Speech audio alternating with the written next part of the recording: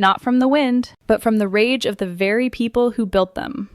Something unprecedented is happening in New York City. The unthinkable has become reality. A socialist mayor is under siege, not by Republicans, not by conservatives, but by his own army of voters. They are screaming betrayal. They are demanding resignation. And the reason why will send chills down your spine. It starts with a name we all know too well: Epstein, the ghost that refuses to vanish. New documents have dropped, and they have landed like a nuclear bomb in the lap of Mayor Zohran Mamdani. We thought we knew the story. We thought it was just flight logs. We thought it was just billionaires on an island. But this is different. This is personal. The documents reveal a connection so close to the mayor, it is impossible to ignore. His mother, Mira Nair, the famous filmmaker, the woman who shaped his worldview. Her name is in the files, and the context is damning. Let's go back to 2009. This date matters. Jeffrey Epstein had already pleaded guilty.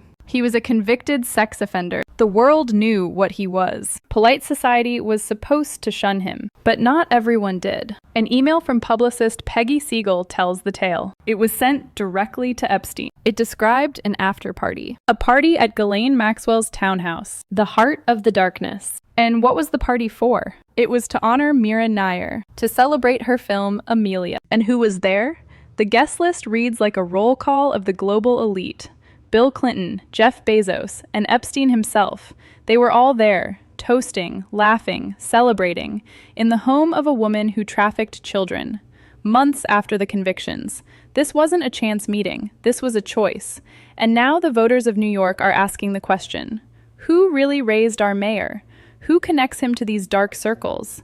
But the Epstein link is just the spark. The fire is fueled by policy. The city is crumbling. Trash is piling up. It is everywhere. They are calling them garbage igloos, a mountain of waste on every corner. Why? Because the money is gone. The budget has a $12 billion hole. $12 billion. Mayor Mamdani says he has a plan. Tax the rich.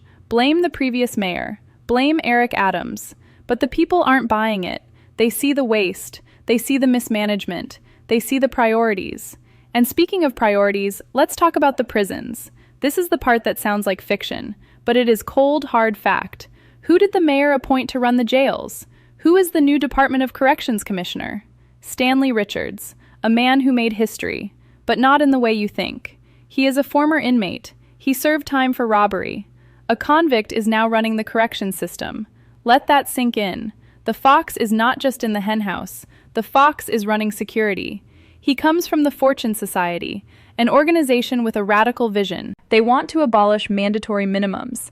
They want to end, quote, endless confinement. That sounds nice on paper, but what does it mean? It means releasing dangerous people. It means deterrence is dead. It means the goal isn't safety. The goal is emptying the cells. And the mayor is cheering him on. He calls it justice. He calls it hope. But the people on the street call it fear. They see crime rising. They see the rule of law dissolving. And they see a mayor who cares more about criminals than citizens. This is why they are raiding his headquarters. This is why they are outside his mansion. They feel scammed. They voted for a savior. They got a saboteur. But we have to look deeper. This isn't just about one bad mayor. This is about a playbook, a global playbook. Experts call it the color revolution.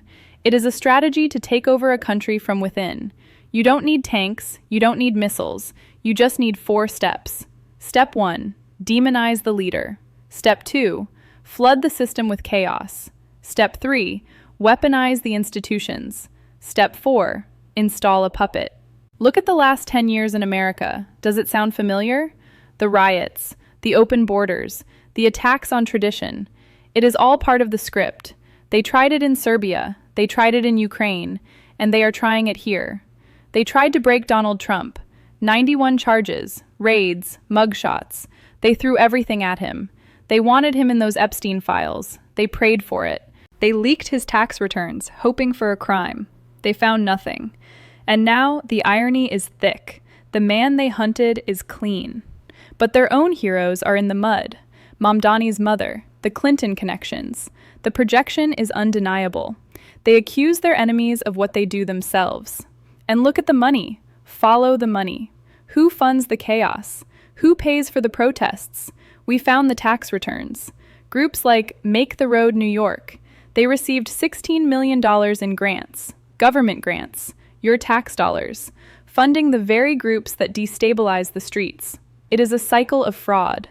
The government pays the activists create the crisis demands more government, and the citizens pay the price. We are $36 trillion in debt. Or maybe we are $36 trillion in fraud, because this money isn't vanishing, it is going somewhere.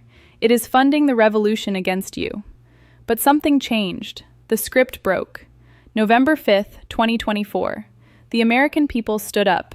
They looked the coup in the eye, and they said no. A landslide victory. A peaceful counter-revolution. The biggest coalition in history. Hispanics, Black Americans, union workers, they all saw the truth. They saw through the lies. And now that awakening is hitting New York, the deep blue stronghold, the fortress of the left. It is crumbling from the inside. The voters are realizing the truth. They were used. They were pawns in a game they didn't understand. They were told to hate the bad orange man, while their own leaders sold them out. They were told to welcome the world, while their own services collapsed. They were told to dismantle the police, while criminals took over the streets. And now they are at the gates. They are demanding answers. They want to know why the mayor's family partied with predators. They want to know why the budget is broken. They want to know why a robber runs the jails. And they are not going away. This is the turning point. The color revolution failed. The narrative is dead. And the reality is setting in. Zohran Mamdani is not just a mayor. He is a symbol of a failed ideology, a symbol of elite hypocrisy, a symbol of a system that hates its own people. But the people are taking their power back. They are watching, they are recording, they are raiding the headquarters, and they are demanding the truth. The garbage igloos may be high, but the anger is higher. The Epstein files are out, and the secrets can no longer be hidden. New York City is the battlefield, and the battle is for the soul of the nation. Stay vigilant, stay awake. The show is just beginning. Namaste.